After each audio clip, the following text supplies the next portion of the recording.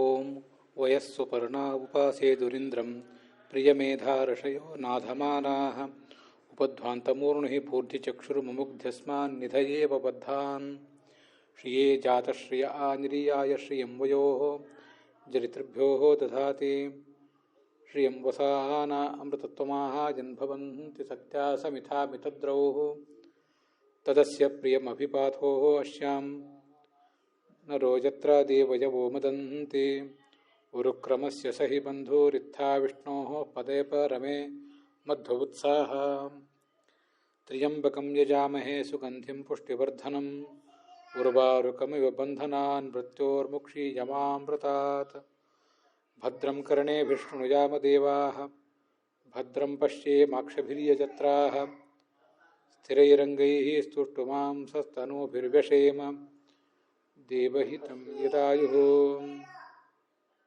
ಶ್ರೀ ಗುರುಭ್ಯೋ ನಮಃ. ಅಥಾತಃ ಭಾಗವತೆ ಪ್ರಥಮೇ ಸ್ಕಂಧೆ ಏಕಾದಶಃ ಅಧ್ಯಾಯಃ ಪ್ರಾರಭ್ಯತೆ. ಕೇಷುಚಿತ್ ಪಾಠಾಂತರೇಷು ಅಯಂ ಚ ದ್ವಾದಶ ಏವ ಅಧ್ಯಾಯಃ. ಶ್ಲೋಕಸ್ತು ಸಮಾನ ಏವ ತಿಷ್ಠತೆ.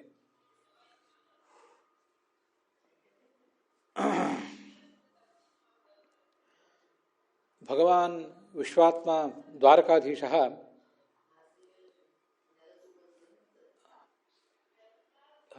ಹಸ್ತಿನಾವತಿ ನಗರಾತ್ ದ್ವಾರಕಾಂ ಪ್ರಾಪ.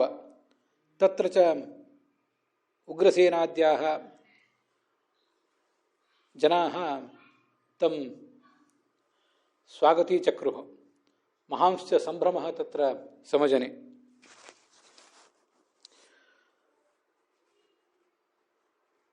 ಅಯಂ ಚ ಷೋಡಶಸ್ತ್ರೀಸಹಸ್ರೇಶಃ ಶ್ರೀಕೃಷ್ಣಃ ಸ್ವಸ್ಯ ಪತ್ನೀಭಿಃ ಸುಚಾರುರೂಪೇಣ ರೇಮೆ. ತಥಾಪಿ ತಾಃ ಸ್ತ್ರಿಯಃ ತಸ್ಯ ಚಿತ್ತಂ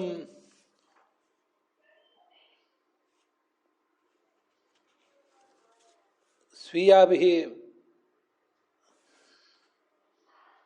ವಿಲಾಸ ರೀತಿಭಿಃ ವ್ಯಾಕುಲಂ ಕರ್ತುಂ ನ ಶೇಕುಃ. ಅಯಂ ಚ ಲೋಕಃ ತಂ ಸ್ತ್ರೈಣಂ ಅನುವೃತಂ ಚ ಮನ್ಯತೆ. ತಸ್ಯ ಏಷ ಭಗವತಃ ಮಹಿಮಾ ಅಸ್ಮಿನ್ ಸ್ಕಂಧೆ ಪ್ರಥಮೆ ಸಂವರ್ಣ್ಯತೆ. ಅಶ್ವತ್ಥಾಮೋಪಸೃಷ್ಟೇನ ಬ್ರಹ್ಮ ಶೀರ್ಷ್ಣೋರುತೇಜಸ ಉತ್ತರಾಯ ಹತೋ ಗರ್ಭಃ ಈಶೇನ ಆಜೀವಿತಃ ಪುನಃ ಇತ್ಯಯಂ ಶ್ಲೋಕಃ ಅದ್ಯ ಪ್ರಾರಭ್ಯತೆ.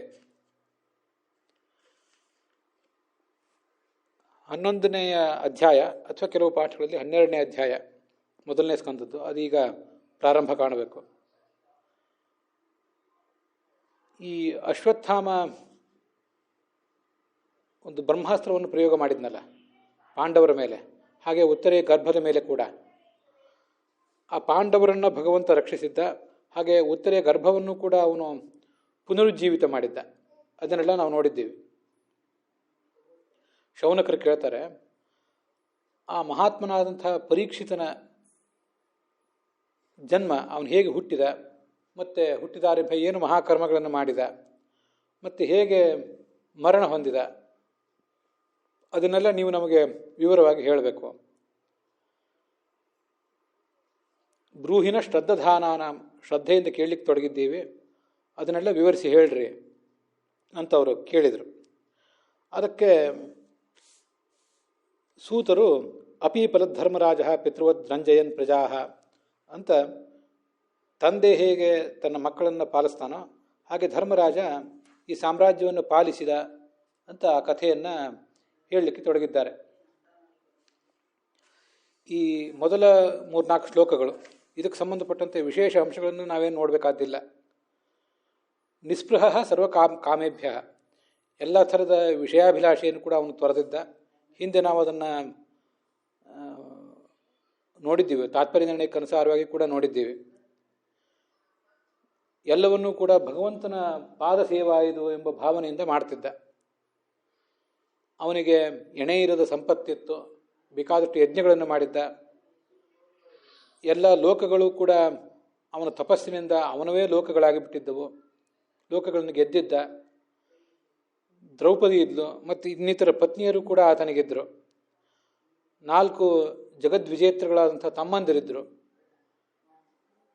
ಶತ್ರುಗಳಿಲ್ಲದ ಭೂಮಿ ಅವನ ಆಳ್ವಿಕೆಯಲ್ಲಿತ್ತು. ಇಡೀ ಜಂಬೂದ್ವೀಪದ ಆಧಿಪತ್ಯ ಇತ್ತು. ಆದರೆ ಇಷ್ಟೆಲ್ಲ ಇದ್ದರೂ ಕೂಡ ಅವನಿಗದೇನು ಬೇಕಾಗಿರಲಿಲ್ಲ. ಯಶಶ್ಚ ತ್ರಿದಿವಂ ಗತಂ, ಅವನ ಕೀರ್ತಿ ಸ್ವರ್ಗಲೋಕಕ್ಕೂ ಕೂಡ ಹಬ್ಬಿತ್ತು. ಅಂಥ ದೊಡ್ಡ ಕೀರ್ತಿ ಇತ್ತು. ಕಿಂತೆ ಕಾಮಾಹ ಸುರಸ್ಪಾರ್ಹಾಹ, ದೇವತೆಗಳ ಜೊತೆಗೆ ಕೂಡ ಸ್ಪರ್ಧಿಸುವಂಥ ಎಲ್ಲ ಕಾಮ ಪದಾರ್ಥಗಳು ಆತನ ಜೊತೆಗಿದ್ದವು. ಯಾರು ಭಗವಂತನಲ್ಲೇ ಮನಸ್ಸಿನಿಟ್ಟಿರ್ತಾರೆ, ಮುಕುಂದ ಮನಸ್ಸಃ, ಮುಕ್ತಿಯನ್ನು ಕೊಡುವಂಥ ಭಗವಂತನಲ್ಲೇ ಮನಸ್ಸಿನಿಟ್ಟಿರ್ತಾರೆ, ಅಂಥವನಿಗೆ ಇಂಥ ಕಾಮಗಳಿಂದ ಆಗಬೇಕಾದದ್ದೇನಿದೆ? ಹಸಿದವನಿಗೆ, ಯಾರಿಗೆ ಹೊಟ್ಟೆ ಹಸಿವಾಗಿದೆ ಅವನಿಗೆ ಆಹಾರ ಕೊಡಬೇಕು, ನೀರು ಕೊಡಬೇಕು.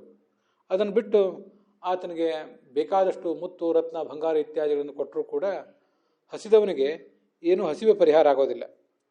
ಅದರಂತೆ ಇವನಿಗೆ ಎಲ್ಲವೂ ಅವನ ಕಾಲ ಬುಡದಲ್ಲೇ ಬಿದ್ದಿದ್ರೂ ಕೂಡ ಏನೂ ಸಮಾಧಾನ ಆಗಲಿಲ್ಲ ಅಂತ ಅದನ್ನು ವರ್ಣಿಸ್ತಾರೆ. ಇವಿಷ್ಟು ಶ್ಲೋಕಗಳಿಗೆ, ಈ 5-6 ಶ್ಲೋಕಗಳಿಗೆ ಸಂಬಂಧಪಟ್ಟಂತೆ ವಿಶೇಷ ವ್ಯಾಖ್ಯಾನ ಏನು ಯಾರೂ ಮಾಡಿಲ್ಲ. ಆದ್ದರಿಂದ ಆ ಕೆಲವು ಶ್ಲೋಕಗಳ ಅರ್ಥವನ್ನು ಬಿಟ್ಟು ಮತ್ತು ಮುಂದಿನ ಶ್ಲೋಕಗಳಿಗೆ ಹೋಗ್ತೇನೆ. ಆದರೂ ಕೂಡ ವಿಜಯಧ್ವಜರು ಯಾದವಾರ್ಯರು ಏನು ಅರ್ಥ ಮಾಡಿದ್ದಾರೆ ಅಂತನ್ನೋದನ್ನು ಮಾತ್ರ ಒಂದಿಷ್ಟು ನೋಡಿದರೆ ಸಾಕು. ಉಪಲೇಭೆ ಅಭಿಧಾವಂತೀಂ ಅಂತ ಹಿಂದೆ ಬಂದಿದೆ. ಕೃಷ್ಣ ದ್ವಾರಕೆಗೆ ಹೊರಟು ನಿಂತಿದ್ದ. ಆಗ ಒಂದು ಕಾದ ಕಬ್ಬಿಣದ ಸಲಾಕೆ ನನ್ನನ್ನು ಬೆನ್ನಟ್ಟಿ ಬರ್ತಾ ಇದೆ ಅಂತ ಉತ್ತರೆ ಅವನು ಬಳಿಗೆ ಬಂದ್ಲು ಅಂತ ಹಿಂದೆ ಕಥೆ ಬಂದಿತ್ತು. ಆಗ ಆ ಅಶ್ವತ್ಥಾಮ ಪ್ರಯೋಗ ಮಾಡಿದ ಬ್ರಹ್ಮಾಸ್ತ್ರದಿಂದ ಅವನು ಈ ಪಾಂಡವರನ್ನು ರಕ್ಷಿಸಿದ, ಹಾಗೆ ಪಾಂಡವರ ಸಂತಾನವನ್ನು ಕೂಡ ರಕ್ಷಿಸಿದ ಅಂತ ಬಂದಿತ್ತು.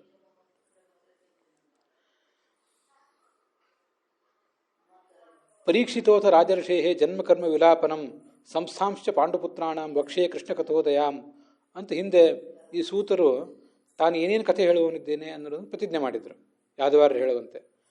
ರಾಜರ್ಷಿಯಾದಂಥ ಪರೀಕ್ಷಿತ ಹುಟ್ಟಿದ್ದು, ಅವನು ಹೇಗೆ ಬೆಳೆದ, ಹೇಗೆ ಸಾಮ್ರಾಜ್ಯದಲ್ಲಿ ಪ್ರತಿಷ್ಠಿತನಾಗಿದ್ದ ಅನ್ನೋದೆಲ್ಲವನ್ನು ಕೂಡ ಅವರು ಹೇಳಿಕ್ಕೆ ತೊಡಗಿದ್ದಾರೆ. ಅದೇ ಇಲ್ಲಿ ಕಥಾ ಬರ್ತಾ ಇರೋದು. ಅವನ ಮಹಾಬುದ್ಧಿಯಾದಂಥ ಅವನ ಜನ್ಮ ಇತ್ಯಾದಿಗಳನ್ನು ವರ್ಣನೆ ಮಾಡುವಂತೆ ಇವರು ಕೂಡ ಕೇಳಿದರು. ಅದರಂತೆ ಆ ಕಥೆಗಳನ್ನು ಅವ್ರು ಹೇಳಲಿಕ್ಕೆ ತೊಡಗಿದರು. ಕೃಷ್ಣಪಾದ ಸೇವಾಯ ಅತಿಸ್ವಾದುತ್ವಂ, ಕೃಷ್ಣನಲ್ಲಿ ಪಾದಗಳಲ್ಲಿ ಅವನೇನು ಸೇವಾ ಮಾಡಬೇಕು ಅಂತ ಅಪೇಕ್ಷೆ ಇಟ್ಟಿದ್ದ, ಅದರ ಮುಂದೆ ಇದ್ಯಾವುದೂ ಏನೂ ಮಹತ್ವದ್ದಲ್ಲ ಅವನಿಗೆ. ಕಿಂತೆ ಕಾಮಾತುರಸ್ಯ ಅರ್ಥ, ಶಬ್ದ 6ನೇ ಶ್ಲೋಕದ ಪಾಠ ಮಾತ್ರ ಸ್ವಲ್ಪ ವ್ಯತ್ಯಾಸ ಇದೆ. ಕಿಂತೆ ಕಾಮಾಹ ಸುರಸ್ಪಾರಹ ಅಂತ ಕೆಲವು ಕಡೆ ಇದ್ದರೆ, ಕಿಂತೆ ಕಾಮಾತುರಸ್ಯ ಅರ್ಥ ಅಂತ ಇನ್ನು ಕೆಲವು ಕಡೆ. ಅಂತೂ ಹೀಗೆ ಭಗವಂತನ ಪಾದದಲ್ಲಿ ಮನಸ್ಸಿನೆಟ್ಟಿದ್ದರಿಂದ ಅವನಿಗೆ ಈ ಜಗತ್ತಿನಿಂದ ಆಗಬೇಕಾದದ್ದೇನು ಕೂಡ ಇರಲಿಲ್ಲ. ಅಂಥ ಮಹಾವಿರಕ್ತನಾಗಿದ್ದ ಅವನು. ಮುಂದೆ ಆ ಪರೀಕ್ಷಿತ ತಾನು ಗರ್ಭದಲ್ಲಿದ್ದಾಗಲೇ ಹೇಗೆ ಭಗವಂತನು ದರ್ಶನ ಮಾಡಿದ್ದ ಅಂತನ್ನೋದನ್ನು ಈಗ ವರ್ಣಿಸ್ತಾರೆ. ಮಾತುರ್ಗರ್ಭಗತೋ ವೀರಃ ಸತತ ಭೃಗುನಂದನ ಅಂತ ತದರ್ಶ ಪುರುಷಂ ಕಂಚಿತ್ ದಶ್ಯಮಾನೋಸ್ತ್ರ ತೇಜಸ. ತಾಯಿ ಗರ್ಭದಲ್ಲಿದ್ದನಲ್ಲ, ಆಗಲೇ ತನ್ನನ್ನು ಯಾವುದೋ ಒಂದು ಅಸ್ತ್ರ ಪೀಡಿಸಲಿಕ್ಕೆ ಬಂದದ್ದು. ಆ ಅಸ್ತ್ರದ ಹಾವಳಿಯನ್ನು ತಪ್ಪಿಸಲಿಕ್ಕಾಗಿ ಒಬ್ಬ ಲೋಕವಿಲಕ್ಷಣನಾದ ಅಪ್ರಾಕೃತ ಸ್ವರೂಪವುಳ್ಳಂಥ ವ್ಯಕ್ತಿ ತನ್ನನ್ನು ರಕ್ಷಿಸ್ತಾ ಇರುವುದು, ಇದೆಲ್ಲವನ್ನು ಕೂಡ ಅವನು ನೋಡಿದ. ಅವನು ಹೇಗಿದ್ದ? ಅಂಗುಷ್ಠ ಮಾತ್ರಂ, ಕೇವಲ ಒಂದು ಹೆಬ್ಬೆರಳು ಗಾತ್ರದವನಾಗಿದ್ದ. ಅಮಲಂ, ಸ್ವಚ್ಛವಾದ ಶುದ್ಧವಾದ ಸ್ವರೂಪ. ಸ್ಫುರತ್ ಪುರಟ ಮೌಲಿನಂ, ಹೊಳೆಯುವ ಕಿರೀಟ ಧರಿಸಿದ್ದ. 16 ವರ್ಷದ ಯುವಕನಂತೆ ಅವನ ಕಂಗೊಳಿಸುವ ರೂಪ. ಶ್ಯಾಮಂ, ನೀಲವರ್ಣದವನು. ತಟಿದ್ವಾಸಸಂ, ಮಿಂಚಿನಂತೆ ಹೊಳೆಯುವ ಪೀತಾಂಬರ ಹುಟ್ಟಿದ್ದ. ಅಂಥವನನ್ನು ಈತ ನೋಡಿದ. ಹೇಗಿದ್ದ ಅವನು? 4 ಬಾಹುಗಳುಳ್ಳವನಾಗಿದ್ದ. ಈ ಹಿಂದೆ ಕೂಡ ಇದನ್ನು ಅನೇಕ ಸರಿ ಹೇಳಿದ್ದೆ. ಕೃಷ್ಣ ರುಕ್ಮಿಣಿಯರ ಪ್ರಣಯ ಕಾಲದ ಕಲಹದ ಕಾಲದಲ್ಲಿ ಕಾಲಯವನನ್ನು ಸಂಹರಿಸುವಂಥ ಪ್ರಸಂಗದಲ್ಲಿ, ಕುರುಕ್ಷೇತ್ರದ ಯುದ್ಧದಲ್ಲಿ ಕೂಡ ಆತ 4 ಭುಜದವನಾಗಿದ್ದ. ಇಲ್ಲಿಯೂ 4 ಭುಜದವನಾಗಿದ್ದ ಅಂತ ವರ್ಣನೆ ಬರ್ತದೆ. ಬಂಗಾರದ ಕುಂಡಲಗಳನ್ನು ಧರಿಸಿದ್ದ. ಕಣ್ಣು ಕೆಂಪಾಗಿತ್ತು. ಕಣ್ಣು ಪೂರ್ಣ ಬಿಳಿ ಬಣ್ಣದ್ದಾಗಿರಬಾರ್ದು, ಸ್ವಲ್ಪ ಅದರಲ್ಲಿ ರಕ್ತದ ಛಾಯೆ ಇರಬೇಕು. ಒಬ್ಬರು ವ್ಯಾಖ್ಯಾನಕಾರರು ತನ್ನ ಭಕ್ತನಾದ ಪರೀಕ್ಷಿತನನ್ನು ಹಿಂಸಿಸ್ಲಿಕ್ಕೆ ಬರ್ತಾ ಇದೆಯಲ್ಲ ಈ ಬ್ರಹ್ಮಾಸ್ತ್ರ ಅಂತ ಅವನಿಗೆ ಕೋಪದಿಂದ ಕಣ್ಣು ಕೆಂಪಾಗಿತ್ತು ಅಂತಲೂ ಕೂಡ ಮಾಡಿದ್ದಾರೆ. ಗದೆಯನ್ನು ಕೈಯಲ್ಲಿ ಹಿಡಿದಿದ್ದ. ಉಲ್ಕೆಯಂತೆ ಕಂಗೊಳಿಸುವ ಗದೆಯನ್ನು ತಿರುಗಿಸ್ತಾ ಅಲ್ಲಿ ಆ ಬ್ರಹ್ಮಾಸ್ತ್ರದ ಉಪಟಳವನ್ನು ಅವನು ತಪ್ಪಿಸ್ತಾ ಇದ್ದ. ಯಾವ ದಿಕ್ಕಿನಿಂದ ಬ್ರಹ್ಮಾಸ್ತ್ರ ಬಂದು ಈ ಗರ್ಭಕ್ಕೆ ಧಕ್ಕೆ ಮಾಡಬೇಕು ಅಂತ ಬಂದರೂ ಕೂಡ ಅವನು ಅಷ್ಟು ಬ್ರಹ್ಮಾಸ್ತ್ರಕ್ಕಿಂತ ವೇಗವಾಗಿ ತಿರುಗಿ ಆ ಬ್ರಹ್ಮಾಸ್ತ್ರದ ಹಾವಳಿಯನ್ನು ತಪ್ಪಿಸಿದ್ದ. ಅದು ಹೇಗೆ ಅಂದರೆ, ಸೂರ್ಯನ ಕಿರಣಗಳು ಎಲ್ಲೆಲ್ಲಿ ಇರ್ತಾವೋ ಅಲ್ಲೆಲ್ಲೂ ಕೂಡ ಮಂಜು ನಿಲ್ಲುವುದೇ ಸಾಧ್ಯ ಇಲ್ಲ. ಸೂರ್ಯನ ಹಿಂದೆ ಮುಂದೆ ಮೇಲೆ ಕೆಳಗೆ ಅಕ್ಕ ಪಕ್ಕ ಎಲ್ಲ ಕಡೆಯೂ ಇರುವ ಮಂಜೆಲ್ಲ ಕರಗಿ ಹೋಗ್ತದಲ್ಲ, ಹಾಗೆ ಅಸ್ತ್ರತೇಜ ವಿಧಮಂತಂ, ಆ ಬ್ರಹ್ಮಾಸ್ತ್ರದ ತೇಜಸ್ಸನ್ನು ಈತ ಸದೆ ಬಡಿದಿದ್ದ. ಪರ್ಯೈಕ್ಷತ ಕೈತ್ಯಸೌ, ಯಾರು ಈ ಪುರುಷ ಅಂತ ಅಲ್ಲೇ ಅವನಿಗೊಂದು ಜಿಜ್ಞಾಸೆ ಬಂದಿತ್ತು. ಇದು ಆ ಪರೀಕ್ಷಿತನ ಮಹಾತ್ಮೆ. ಹೀಗೆ ಪರ್ಯೈಕ್ಷತ, ಐಕ್ಷತ, ಪರಿ ಅಂದರೆ ವಿವಿಧ ರೀತಿಯಾಗಿ, ಐಕ್ಷತ ಅಂದರೆ ನೋಡಿದನು. ಹೀಗೆ ನೋಡಿದ್ರಿಂದ ಅವನಿಗೆ ಪರೀಕ್ಷಿತ ಅಂತ ಈಗ ಒಂದು ಹೆಸರಿತ್ತು.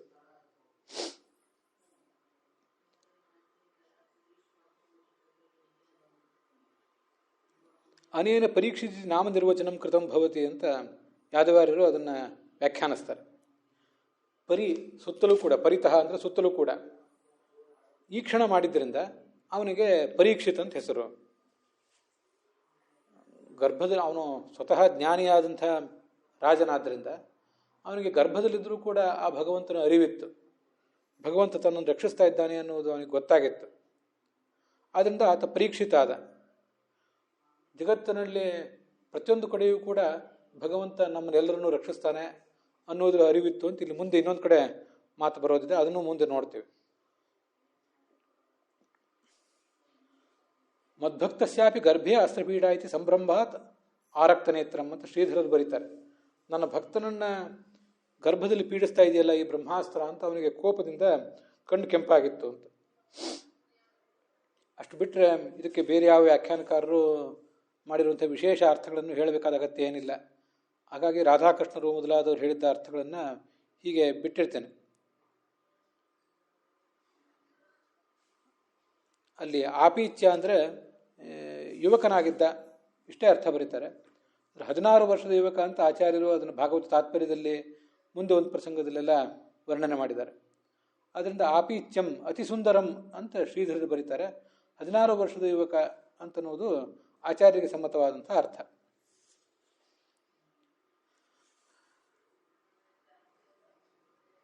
ಮುಂದೆ ಪರೀಕ್ಷಿತ ಆತನನ್ನು ಹೀಗೆ ಗಮನಿಸಿದ್ರಿಂದ ಅವನಿಗೆ ಪರೀಕ್ಷಿತ ಅಂತ ಹೆಸರು ಬಂತು. ಇದನ್ನು ನಾವು ನೋಡಿದ್ದೇವೆ. ಅದರ ಮುಂದೆ ಮುಂದಿನ ಶ್ಲೋಕ ಏನಿದೆ, ವಿಧೂಯತ ದೈಮೇಯಾತ್ಮ ಭಗವಾನ್ ಧರ್ಮಗುಭ್ಯು. ಮೈಯಾತ್ಮ, ಯಾರಿಗೂ ಕೂಡ ಗರ್ಭದ ಒಳಗಾಗಲಿ ಹೊರಗಾಗಲಿ ಯಾರಿಗೂ ಆ ಭಗವಂತನ ಸ್ವರೂಪವನ್ನು ತಿಳಿಯುವುದು ಸಾಧ್ಯ ಇಲ್ಲ. ಅಂಥ ಮಹಾಮಹಿಮನಾದಂಥ ಈ ಭಗವಂತ ಆ ಬ್ರಹ್ಮಾಸ್ತ್ರದ ತೇಜಸ್ಸನ್ನು ದೂರ ಇಟ್ಟ.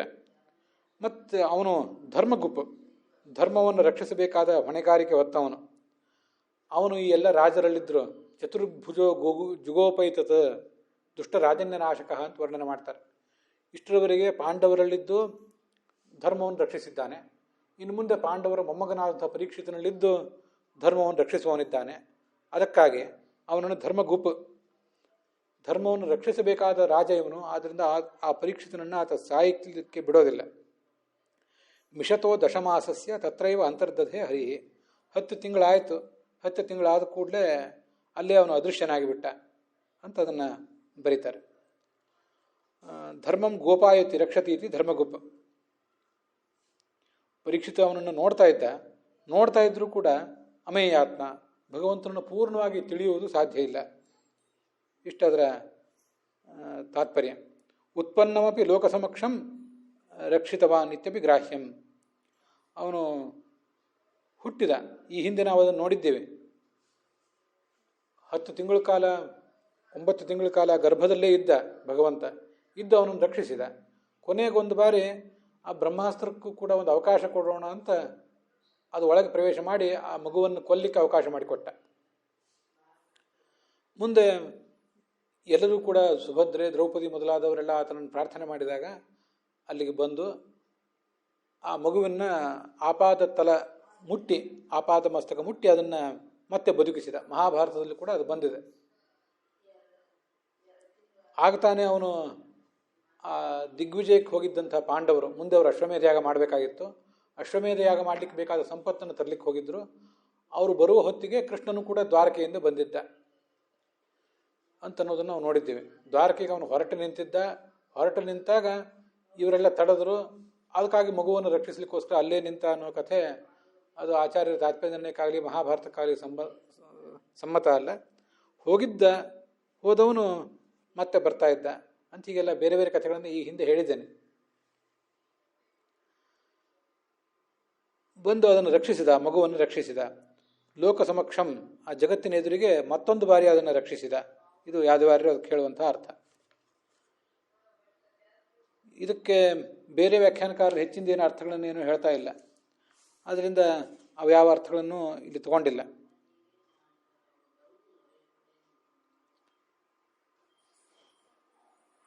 ತತಃ ಸರ್ವಗುಣೋದರ್ಕೆ ಸಾನುಕೂಲ ಗ್ರಹೋದಯೇ ಜಜ್ಞೆ ವಂಶಧರ ಪಾಂಡೋ ಭೂಯ ಪಾಂಡು ಇವ ಓಜಸ.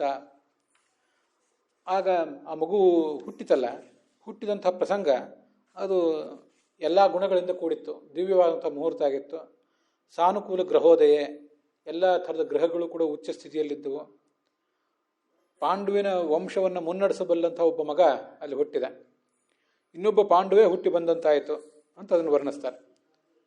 ಈ ಶ್ಲೋಕಕ್ಕೂ ಕೂಡ ಬೇರೆ ಯಾರ ವ್ಯಾಖ್ಯಾನ ಹೆಚ್ಚಿಂದೇನು ವಿಶೇಷಗಳಿಲ್ಲ. ಆದ್ದರಿಂದ ಅದನ್ನು ಬಿಟ್ಟಿದ್ದೇನೆ. ವಿಜಯಧ್ವಜರು ಯಾದವಾರ್ ಹೇಳಿದ್ದನ್ನು ಮಾತ್ರ ಸ್ವಲ್ಪ ಇಲ್ಲಿ ನಾನು ಅನುಸರಿಸ್ತೇನೆ. ಸರ್ವಗುಣೋದರಕ್ಕೆ ಸಕಲ ಗುಣೋತ್ತರ ಫಲೆ, ಎಲ್ಲ ಗುಣಗಳು ವೈಶಿಷ್ಟ್ಯಗಳು ಕೂಡ ಆ ಕಾಲದಲ್ಲಿದ್ದವು. ಗ್ರಹಗಳು ಅನುಕೂಲವಾಗಿದ್ದವು. ಸಾನುಕೂಲಾಹ ಈ ಗ್ರಹಾಹ ತೇಷಾಂ ಉದಯ, ಹೀಗೆ ಅಂತ ಅದರ ತಾತ್ಪರ್ಯ. ಮುಂದೆ ಮೊಮ್ಮಗ ಹುಟ್ಟಿದ್ದನ್ನು ಗಮನಿಸಿ ರಾಜ ಯುಧಿಷ್ಠಿರ ಬಹಳ ಸಂತೋಷಪಟ್ಟ. ಧೌಮ್ಯ, ಕೃಪಾ ಮೊದಲಾದಂಥ ಬ್ರಾಹ್ಮಣರನ್ನು ಕರೆಸಿದ. ಆ ಮಗುವಿಗೆ ಜಾತಕರ್ಮ ಏನೇನು ಮಾಡಬೇಕಾಗಿತ್ತು ಅದನ್ನೆಲ್ಲ ಮಾಡಿಸಿದ. ಮತ್ತು ಪುಣ್ಯಾಹವಾಚನವನ್ನು ಕೂಡ ಮಾಡಿಸಿದ. ಬಂಗಾರವನ್ನು ದಾನ ಮಾಡಿದ, ಗೋದಾನ ಮಾಡಿದ, ಭೂದಾನ ಮಾಡಿದ. ಗ್ರಾಮ ಹಸ್ತಿ ಅಶ್ವಾನ್ ನೃಪತಿ ವರಾನ್, ಗ್ರಾಮಗಳನ್ನು ದಾನ ಮಾಡಿದ. ಆನೆ, ಕುದುರೆ ಇತ್ಯಾದಿ ಎಲ್ಲವನ್ನು ಕೂಡ ದಾನ ಮಾಡಿದ. ಪ್ರಾತಾತ್ ಸ್ವನ್ನಂಚ ವಿಪ್ರೇಭ್ಯ ಪ್ರಜಾತೀರ್ಥೆ ಸತೀರ್ಥವಿತ, ಮತ್ತು ಅನ್ನದಾನವನ್ನು ಕೂಡ ಮಾಡಿದ. ಆ ಕಾಲಕ್ಕೆ ಪ್ರಜಾತೀರ್ಥ ಅಂತ ಹೆಸರು. ಅದು ಹೇಗೆ ಅಂತ ಈಗ ಮುಂದೆ ನೋಡೋಣ. ಮಗು ಹುಟ್ಟಿದಾಗ ಜಾತಾಶೌಚ ಇರ್ತದಲ್ಲ, ಆಗ ಆತ ಅನ್ನದಾನ ಹೇಗೆ ಮಾಡಿದ ಅಂತ ಒಂದು ಪ್ರಶ್ನೆ ಬರ್ತದೆ. ಅದಕ್ಕೆ ವಿಜಯಧ್ವಜರು ಮಾಡಿರುವ ವ್ಯಾಖ್ಯಾನಕ್ಕಿಂತ ಸತ್ಯಧರ್ಮ ಸ್ವಾಮಿಗಳು ಯಾದವಾರ್ಯರು ವ್ಯಾಖ್ಯಾನ ಮಾಡಿದ್ದಾರೆ. ಆ ಯಾದವಾರ್ಯರು ಮಾಡಿದಂಥ ವ್ಯಾಖ್ಯಾನ ಅದು ಶ್ರೀಧರರ ವ್ಯಾಖ್ಯಾನವನ್ನು ಅನುಸರಿಸಿದೆ. ಶ್ರೀಧರರು ಯಾದವಾರ್ಯಕ್ಕಿಂತ ಪ್ರಾಚೀನರು. ಅವ್ರ ವ್ಯಾಖ್ಯಾನದಲ್ಲಿ ಬಂದದ್ದನ್ನೇ ಯಾದವಾರ್ಯರು ಕೂಡ ತಗೊಂಡಿದ್ದಾರೆ. ಏನದು? ಯಾವನ್ನ ಛಿದ್ಯತೆ ನಾಲಂ ತಾವನ್ನಾಪ್ನೋತಿ ಸೂತಕಂ, ಚಿನ್ನೇ ನಾಲೆ ತತಃ ಪಶ್ಚಾತ್ ಸೂತಕಂತು ವಿಧೀಯತೆ. ಮಗುವಿಗೆ ಒಂದು ಹೊಕ್ಕಳ ಬಳ್ಳಿ ಇರ್ತದಲ್ಲ, ಆ ಹೊಕ್ಕಳ ಬಳ್ಳಿಯನ್ನು ಇನ್ನೂ ತುಂಡರಿಸಿಲ್ಲದೆ ಇದ್ದಾಗ ಆವಾಗ ಜಾತಾಶೌಚ ಇನ್ನೂ ಪ್ರಾರಂಭ ಆಗೋದಿಲ್ಲಂತೆ. ಯಾವಾಗ ಅದನ್ನು ಕತ್ತರಿಸ್ತಾರೆ ಆವಾಗಲೇ ಆ ಸೂತಕ ಪ್ರಾರಂಭ ಆಗ್ತದೆ.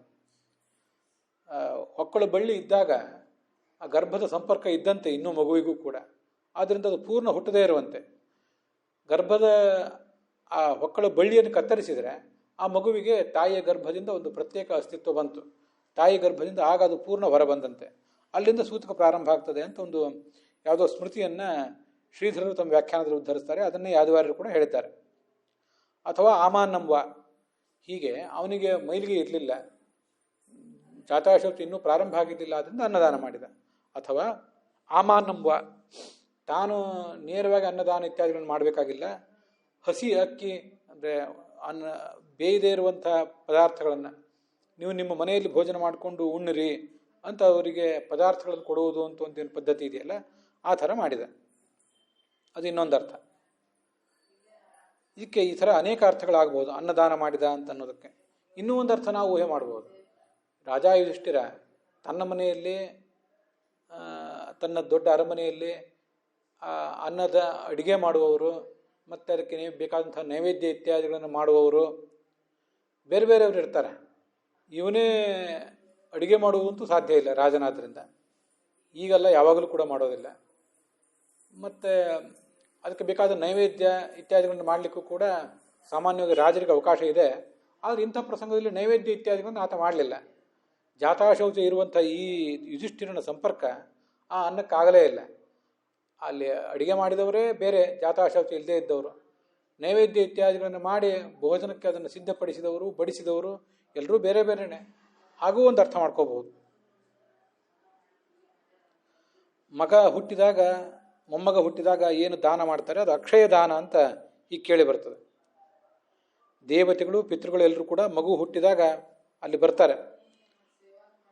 ಪುಣ್ಯಾಹಮಿತಿ ಚಾಬ್ರುವನ್, ಪುಣ್ಯಾಹಂ ಪುಣ್ಯಾಹಂ ಅಂತ ಅವರೆಲ್ಲರೂ ಕೂಡ ಆ ದಿನವನ್ನು ಹರಸ್ತಾರೆ. ಇದು ಶ್ರೀಧರ ವ್ಯಾಖ್ಯಾನದಲ್ಲಿ ಬಂದದ್ದು. ಅದನ್ನೇ ಯಾದವಾರ್ಯರು ಕೂಡ ತಗೊಂಡಿದ್ದಾರೆ. ಉಳಿದ ವ್ಯಾಖ್ಯಾನಗಳಲ್ಲಿ ಅದಕ್ಕೇನು ವೈಶಿಷ್ಟ್ಯ ಕಾಣಿಸೋದಿಲ್ಲ.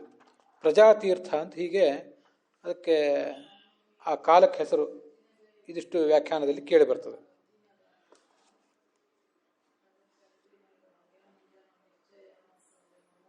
ಮುಂದೆ ತಮೂಜುರ್ ಬ್ರಾಹ್ಮಣ ತುಷ್ಟಾ, ರಾಜ ವಿನಯದಿಂದ ಆ ಬ್ರಾಹ್ಮಣರ ಬಳಿಗೆ ಬಂದಿದ್ದ. ನನ್ನ ಮೊಮ್ಮಗನ ಭವಿಷ್ಯವೊಂದನ್ನು ಹೇಳ್ರಿ ಅಂತ ಕೇಳಿದ. ಆಗ ಅವ್ರು ಹೇಳಿದರು, ಈ ಕುರುವಂಶದವರ ಪ್ರಜಾತಂತು ಸಂತಾನದ ಎಳೆ ಈಗ ಸುರಕ್ಷಿತ ಆಗಿದೆ. ದೈವವು ಕೂಡ ಈತನಿಗೀಗ ಅನುಕೂಲಕರವಾಗಿದೆ. ದೈವೇನ ಅಪ್ರತಿಘಾತೇನ ಕುಲೇ ಸಂಸ್ಥಾಮುಪೇಯುಷಿ. ಕುಲ ಈಗ ಒಂದು ಸ್ಥಿರತೆಯನ್ನು ಪಡೆದಿದೆ. ಇನ್ನು ದೀರ್ಘಕಾಲ ಈ ಕುಲ ಸ್ಥಿರವಾಗಿರ್ತದೆ. ರಾತೋ ಬೋನುಗ್ರಹಾರ್ಥಾಯ ವಿಷ್ಣುನ ಪ್ರಭವಿಷ್ಣುನ. ವಿಷ್ಣುರಾತ ಅಂತ ಈ ಪರೀಕ್ಷಿತನಿಗೆ ಹೆಸರು. ತುಂಬ ಸುಂದರವಾದಂಥ ಎರಡೂ ಹೆಸರುಗಳು. ಪರೀಕ್ಷಿತ್ ಅನ್ನೋ ಹೆಸರು ಮತ್ತು ವಿಷ್ಣುರಾತ ಅನ್ನೋ ಹೆಸರು ಎರಡೂ ಕೂಡ ತುಂಬ ಸುಂದರವಾದ ಹೆಸರು. ಪರೀಕ್ಷಿತ ಅಂದರೆ ಸುತ್ತಲೂ ಭಗವಂತನನ್ನು ನಿರೀಕ್ಷಿಸುವವನು ಅಂತ ಒಂದು ಅರ್ಥ ನಾವು ಈಗಾಗಲೇ ನೋಡಿದ್ದೇವೆ. ವಿಷ್ಣುರಾತ ಅಂದರೆ ವಿಷ್ಣುವಿನಿಂದ ಕೊಡಲ್ಪಟ್ಟವನು. ಪಾಂಡವರಿಗೆ ಅನುಗ್ರಹ ರೂಪವಾಗಿ ಸ್ವಯಂ ವಿಷ್ಣುವೇ ಈ ಮೊಮ್ಮಗುವನ್ನು ಕೊಟ್ಟಿದ್ದಾನೆ. ಎಲ್ರಿಗೂ ಈ ಜಗತ್ತಿನಲ್ಲಿ ಯಾರಿಗೇ ಎಲ್ಲಿಯೇ ಮಗು ಹುಟ್ಟಿದರೂ ಕೂಡ ಅದೆಲ್ಲವೂ ಭಗವಂತನೇ ಕೊಟ್ಟದ್ದು. ವಿಶೇಷತಃ ಇಲ್ಲಿ ಸ್ವಯಂ ಭಗವಂತನೇ ಆ ಗರ್ಭಸ್ಥ ಶಿಶುವಿಗೆ ಬಂದ ಆಪತ್ತನ್ನು ನಿವಾರಿಸಿ ಆ ಮಗುವನ್ನು ಅನುಗ್ರಹಿಸಿದ್ನಲ್ಲ ಪಾಂಡವರಿಗೆ. ಆದ್ದರಿಂದ ಅದಕ್ಕೆ ವಿಷ್ಣುರಾತ ಅಂತ ಹೆಸರು. ವಿಷ್ಣುರಾತ ಅಂತ ತಿಳ್ಕೋಬಹುದು, ಅಥವಾ ಕೃಷ್ಣರಾತ ಅಂತ ಕೂಡ ನಾವು ತಿಳ್ಕೋಬಹುದು. ಕೃಷ್ಣನಿಂದಲೇ ಕೊಡಲ್ಪಟ್ಟದ್ದು ಈ ಮಗು. ರಾತ ಅಂದರೆ ಕೊಡಲ್ಪಟ್ಟದ್ದು ಅಂತ ಅದರ ತಾತ್ಪರ್ಯ. ಬೃಹತ್ಶ್ರವಾಹ, ಮಹಾಕೀರ್ತಿ ಉಳ್ಳವನಿವನು. ಇದ್ರ ಬಗ್ಗೆ ಏನೂ ಸಂಶಯ ಬೇಡ. ಮಹಾಭಾಗವತನಾದ ಮಗ ಆಗ್ತಾನೆ ಈತ ವ್ಯಕ್ತಿಯಾಗಿ. ಈತ ಲೋಕದಲ್ಲಿ ಕೀರ್ತಿಯನ್ನು ಪಡಿತಾನೆ ಅಂತ ಹೀಗೆ ಅದರ ತಾತ್ಪರ್ಯ. ಅಪ್ರತಿಘಾತೇನ ದುರ್ವಾರೇಣ ದೈವೇನ. ದೈವ ಒಂದು ವೇಳೆ ಮುನಿದರೆ ಅದನ್ನು ಯಾರೂ ಕೂಡ ತಡೆಯೋದು ಸಾಧ್ಯ ಇಲ್ಲ. ಆದರೆ ಇವತ್ತು ಅಂಥ ದೈವವೂ ಕೂಡ ಈ ಪಾಂಡವರ ವಂಶಕ್ಕೆ ಇಂಥದ್ದೊಂದು ಸಮಸ್ಯೆಯನ್ನು ತಂದಿದ್ದರೂ ಭಗವಂತ ಆ ಪಾಂಡವರಿಗೆ ಅನುಗ್ರಹ ಮಾಡುವುದಕ್ಕಾಗಿ ಈ ಮಗುವನ್ನು ಕೊಟ್ಟಿದ್ದಾನೆ. ಅದಕ್ಕದು ವಿಷ್ಣುರಾತ ಅಂತ ಹೆಸರು ಪಡೀತದೆ ಅಂತ ಹೇಳಿದರು. ಮುಂದೆ ಯುಧಿಷ್ಠಿರ ಕೇಳಿದ, ಅಪ್ಯೇಷ ವಂಶಾನ್ ರಾಜರ್ಷೀನ್ ಪುಣ್ಯಶ್ಲೋಕಾನ್ ಮಹಾತ್ಮನಃ. ನಮ್ಮ ವಂಶದಲ್ಲಿ ಈ ಮಗು ಹುಟ್ಟಿತಲ್ಲ, ಈ ಮಗು ಹೇಗೆ ಈ ಜಗತ್ತಿನಲ್ಲಿ ಮುಂದುವರಿತದೆ, ಅದು ಏನೇನು ಮಾಡ್ತದೆ? ನಮ್ಮ ವಂಶದಲ್ಲಿ ಹಿಂದೆ ಅನೇಕ ಜನ ರಾಜರ್ಷಿಗಳು ಹುಟ್ಟಿದ್ರಲ್ಲ, ಕುರು, ಹಸ್ತಿ ಮೊದಲಾದವರು. ಅವರೆಲ್ಲರನ್ನೂ ಕೂಡ ಶಂತನು ಮೊದಲಾದವರು, ಅವರೆಲ್ಲರ ಮಹಾತ್ಮರು. ಅವರ ನಾಮಸ್ಮರಣೆ ಮಾಡಿದ್ರೇ ಎಲ್ಲ ಥರದ ಪಾಪಗಳು ಪರಿಹಾರ ಆಗ್ತವೆ. ಅಂಥವರನ್ನು ಅನುಸರಿಸಿ ಅವರಿಟ್ಟ ಹೆಜ್ಜೆಯಲ್ಲಿ ಈತ ಮುಂದುವರಿತಾನೋ ಹೇಗೆ? ತನ್ನ ಕೀರ್ತಿಯನ್ನೆಲ್ಲ ಕಡೆ ಹರಡ್ತಾನೋ ಹೇಗೆ? ಸಾಧುವಾದೇನ, ಸಜ್ಜನರ ಬಾಯಲ್ಲಿ ಈತನ ಹೆಸರು ನಿಲ್ಲುತ್ತದೋ ಹೇಗೆ? ಇದನ್ನೆಲ್ಲ ಹೇಳಿ ಅಂತ ಅವನು ಕೇಳ್ಕೊಂಡ.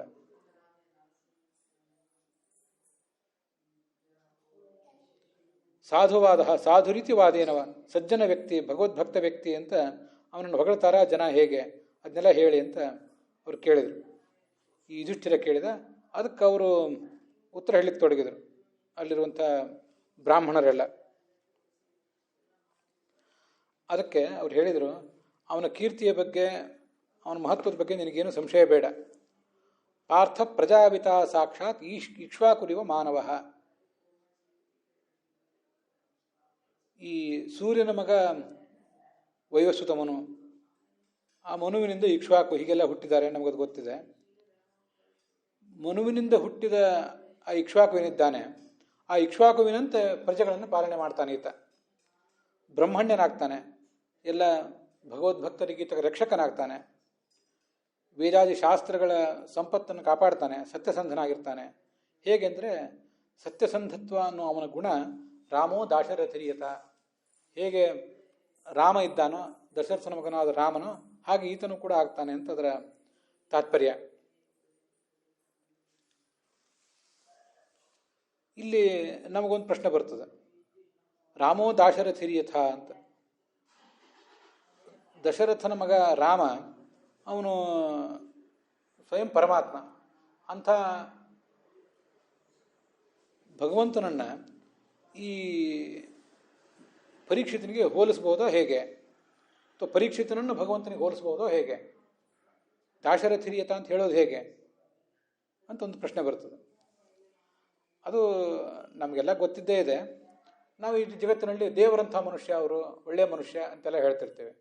ದೇವರಂಥ ಮನುಷ್ಯ ಅಂದರೆ ಕೇಳೋರಿಗೂ ಗೊತ್ತಿದೆ, ಹೇಳೋರಿಗೂ ಗೊತ್ತಿದೆ. ದೇವರು ಮಹೋನ್ನತ ವ್ಯಕ್ತಿ, ಮಹೋನ್ನತ ತತ್ವ ಅದು. ಆ ದೇವರು ಅಂಥ ಮನುಷ್ಯ ಅಂದರೆ ದೇವರು ಹೇಗೆ ನಿಷ್ಪಾಪನೋ, ಯಾವುದೇ ಕಳಂಕವನ್ನು ಆತನನ್ನು ಹೊರಿಸ್ಲಿಕ್ಕೆ ಸಾಧ್ಯ ಇಲ್ವೋ, ಹಾಗೆ ಈತನೂ ಕೂಡ ನಿಷ್ಪಾಪನಾದಂಥ ವ್ಯಕ್ತಿ ಅಂತ ಇಷ್ಟೇ ತಾತ್ಪರ್ಯ ಅದರದು.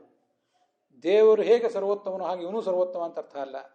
ಅಥವಾ ದೇವರು ಈ ವ್ಯಕ್ತಿ, ನಾವು ಈ ಕೆಳಗಿನ ವ್ಯಕ್ತಿ ಯಾರಿಗೆ ನಾವು ಪರೀಕ್ಷಿತನಿಗೆ ಮತ್ತಿನ್ಯಾರೋ ವ್ಯಕ್ತಿಗೆ ನಾವು ವರ್ಣನೆ ಮಾಡುವಾಗ ದೇವರಂಥ ಮನುಷ್ಯ ಅಂತ ಹೇಳಿದರೆ, ರಾಮೋ ದಾಶರಥಿರಿಯತ ಅಂತ ಹೇಳಿದರೆ, ರಾಮನನ್ನು ಮೇಲಿರುವ ರಾಮನನ್ನು ಕೆಳಗೆ ಇಳಿಸಿದಂತೆ ಅಲ್ಲ, ಅಥವಾ ಕೆಳಗಿರುವ ಈ ವ್ಯಕ್ತಿಯನ್ನು ರಾಮನ ಸಮಾನವಾಗಿ ಏರಿಸಿದಂತೆನೂ ಅರ್ಥ ಅಲ್ಲ.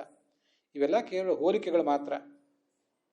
ಅದಕ್ಕಾಗಿ ಭಾಗವತ ತಾತ್ಪರ್ಯದಲ್ಲಿ ಆ ಥರದೊಂದು ಹೋಲಿಕೆ ಮಾಡಿದ್ದಾರೆ. ಅದಕ್ಕೊಂದು ವ್ಯಾಕರಣ, ಈ ಬ್ರಹ್ಮಪುರಾಣದ ಮಾತೊಂದನ್ನು ಅದಕ್ಕೆ ಆಚಾರ್ಯ ಉದ್ಧರಿಸ್ತಾರೆ. ಅದರಿಂದ ನಮಗೆ ಅಲ್ಲಿ ಅರ್ಥ ಇಲ್ಲವೂ ಸ್ಪಷ್ಟ ಆಗ್ತದೆ. ರಾಮೋ ದಾಶರಥಿರಿಯಥ ಅಧಿಕ ದೃಷ್ಟಾಂತ, ಇದನ್ನು ಅಧಿಕ ದೃಷ್ಟಾಂತ ಅಂತ ಕರೀತಾರೆ. ದೃಷ್ಟಾಂತ ಸಾಮಾನ್ಯವಾಗಿ ಸಮಾನವಾಗಿರಬೇಕು, ಸಮಾನವಾದ ದೃಷ್ಟಾಂತ ಇಲ್ಲದು ಅಧಿಕ ದೃಷ್ಟಾಂತ. ಗುಣವನ್ನು ಗಮನದಲ್ಲಿಟ್ಕೊಂಡು ಈ ಹೋಲಿಕೆ ಕೊಡ್ತಿರ್ತಾರೆ. ಆದರೆ ಯಾವನಲ್ಲಿ ಇನ್ನೂ ಹೆಚ್ಚಿನ ಗುಣಗಳಿಲ್ಲ, ನಾವು ಯಾರನ್ನು ಹೋಲಿಸ್ತಾ ಇದ್ದೀವಿ ಈ ಪರೀಕ್ಷಿತನನ್ನು, ಈ ಪರೀಕ್ಷಿತನಲ್ಲಿ ಅಂಥ ಮಹೋನ್ನತ ಗುಣಗಳಿಲ್ಲ. ಆದರೆ ಯಾರಿಗೆ ಹೋಲಿಸ್ತಾ ಇದ್ದೇವೆ? ರಾಮನಿಗೆ. ಅವನಲ್ಲಿ ಮಹೋನ್ನತ ಗುಣಗಳಿವೆ, ಅವನು ಅಧಿಕ, ಇವನು ಅಧಮ. ಅಧಮನನ್ನು ವರ್ಣಿಸುವಾಗ ಅಧಿಕನನ್ನು ದೃಷ್ಟಾಂತವನ್ನಾಗಿ ತೊಗೊಂಡಿದ್ದೀವಿ ಅಷ್ಟೇ. ಅದನ್ನು ಅಧಿಕ ದೃಷ್ಟಾಂತ ಅಂತಾರೆ. ಊರ್ಣನಾಭ್ಯಾಧಿಕೋ ವಿಷ್ಣುರ್ವಿಷ್ಣೋಸ್ತಥೈವ ಚ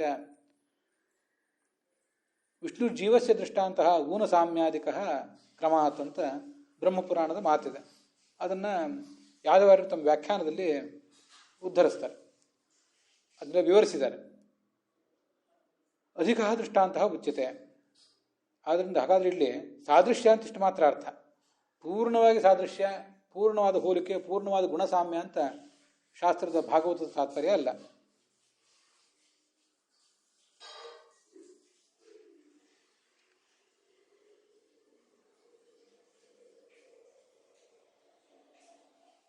ಇದು ಇಲ್ಲೇನು ಬಂತಲ್ಲ, ಈಗ ಮುಂದೆ ಕಾರ್ತವೀರ್ಯಾರ್ಜುನರನ್ನ ಮೊದಲಾದವರನ್ನು ಇಲ್ಲಿ ಸಮರ್ಥನೆ ಮಾಡ್ತಾರೆ.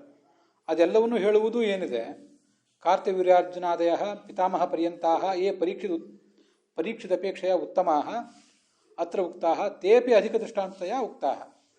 ಕೆಲವು ಬಾರಿ ಒಂದು ವರ್ಣನೆ ಮಾಡುವಾಗ ಮೇಲಿನ ವ್ಯಕ್ತಿಗಳನ್ನು ನೆನಪು ಮಾಡಿಕೊಂಡು ಅವರಂತೆ ಈ ಕೆಳಗಿನ ವ್ಯಕ್ತಿ ಅಂತ ಹೇಳ್ತಿರ್ತಾರೆ. ಕೆಲವು ಬಾರಿ ಕೆಳಗಿನ ವ್ಯಕ್ತಿಯನ್ನು ನೆನಪು ಮಾಡಿಕೊಂಡು ಮೇಲಿನ ವ್ಯಕ್ತಿಯನ್ನು ವರ್ಣನೆ ಮಾಡ್ತಿರ್ತಾರೆ. ಸಮುದ್ರೈವ ಗಾಂಭೀರ್ಯ ಧೈರ್ಯೇಣ ಹಿಮವಾನಿವ ಅಂತ ರಾಮನನ್ನು ವಾಲ್ಮೀಕಿ ರಾಮಾಯಣದಲ್ಲಿ ಗಾಂಭೀರ್ಯದ ಗುಣದಲ್ಲಿ ಸಮುದ್ರದಂತೆ, ಧನದೇನ ಸಮಸ್ತ್ಯಾಗೆ, ಔದಾರ್ಯದ ವಿಷಯದಲ್ಲಿ ಕುಬೇರನಂತೆ ಅಂತೆಲ್ಲ ವರ್ಣನೆ ಮಾಡಿದ್ದಾರೆ. ಕುಬೇರ, ಹಿಮಾಲಯ ಪರ್ವತ ಇವನ್ನೆಲ್ಲ ನೆನಪು ಮಾಡಿಕೊಂಡು ಅವುಗಳಂತೆ ರಾಮ ಅಂತ ಹೇಳಿದರೆ ರಾಮನ ಘನತೆಗೇನು ಕುಂದು ಬರೋದಿಲ್ಲ. ಕುಬೇರ, ಹಿಮಾಲಯ ಮೊದಲಾದವರು ಯಾರು ರಾಮನ ಎತ್ತರಕ್ಕೆ ಏರುವುದೂ ಇಲ್ಲ. ಕುಬೇರನಂತೆ ರಾಮ ಅಂತ ಹೇಳಿದರೆ ಅದು ನ್ಯೂನ ದೃಷ್ಟಾಂತ. ರಾಮನಂತೆ ಪರೀಕ್ಷಿತ್ ಅಂತ ಹೇಳಿದರೆ ಇದು ಅಧಿಕ ದೃಷ್ಟಾಂತ ಇಷ್ಟೇ. ಅದಷ್ಟೇ ಅಲ್ಲ, ಕಾರ್ತವೀರ್ಯಾರ್ಜುನನಂತೆ ಮತ್ತು ತನ್ನ ಅಜ್ಜನಾದ ಅರ್ಜುನನಂತೆ ಈತ ಪರಾಕ್ರಮಿ ಅಂತ ಬರ್ತದೆ. ಅವರೆಲ್ಲರಿಂದ ಆರಂಭಿಸಿ ಚತುರ್ಮುಖ ಬ್ರಹ್ಮನವರಿಗೆ ಯಾರನ್ನೇ ಉಪಮೆ ಕೊಟ್ಟರೂ ಕೂಡ ಇವರೆಲ್ಲ ಪರೀಕ್ಷಿತಕ್ಕಿಂತ ಉತ್ತಮರು. ಈ ಎಲ್ಲ ದೃಷ್ಟಾಂತಗಳು ಕೂಡ ಅಧಿಕ ದೃಷ್ಟಾಂತಗಳು ಅಂತ ಕರೆಸ್ಕೋತವೆ. ಅಧಿಕ ದೃಷ್ಟಾಂತತೆಯ ಉಕ್ತಾಹ ಇತರೆ ಕ್ಷಿತಿಪಾಹ ಸಮದೃಷ್ಟಾಂತ. ಇನ್ನು ಕೆಲವು ದೃಷ್ಟಾಂತಗಳನ್ನು, ಬೇರೆ ದೃಷ್ಟಾಂತಗಳನ್ನು ಕೊಟ್ಟರೆ ಅವನಿಗೆ ಆ ಪರೀಕ್ಷಿತನ ಗುಣಗಳನ್ನು ವರ್ಣನೆ ಮಾಡಲಿಕ್ಕೆ ಅವನಿಗೆ ಸಮಾನರಾದಂಥ ಬೇರೆ ರಾಜರ ದೃಷ್ಟಾಂತ ಕೊಟ್ಟರೆ ಅದನ್ನು ಸಮದೃಷ್ಟಾಂತ ಅಂತಾರೆ. ಮುಖ್ಯವಾಗಿ ದೃಷ್ಟಾಂತ ಇರುವುದು ಆ ಗುಣವನ್ನು ತೋರಿಸಲಿಕ್ಕೆ. ಆ ದೃಷ್ಟಾಂತ ಈ ದಾರ್ಷ್ಟಾಂತಿಕಕ್ಕಿಂತ ಉನ್ನತವೂ ಇರಬಹುದು, ಅಧಮವೂ ಇರಬಹುದು, ಸಮಾನವೂ ಇರಬಹುದು. ಇನ್ನು ಸಿಂಹದಂತೆ ಪರಾಕ್ರಮಿ ಅಂತ ಹೀಗೆಲ್ಲ ಬಂದರೆ, ಸಿಂಹಕ್ಕಿಂತ ವಾಸ್ತವಿಕವಾಗಿ ಈತ ರಾಜ ಹೆಚ್ಚು ಪರಾಕ್ರಮಿ. ಸಿಂಹ ಅದು ಊನ ಇವನಿಗಿಂತ. ಹೀಗೆ ಊನವಾದಂಥ ಸಿಂಹಾದಿಗಳನ್ನೂ ದೃಷ್ಟಾಂತವನ್ನಾಗಿ ಕೊಟ್ಟಿದ್ದಾರೆ.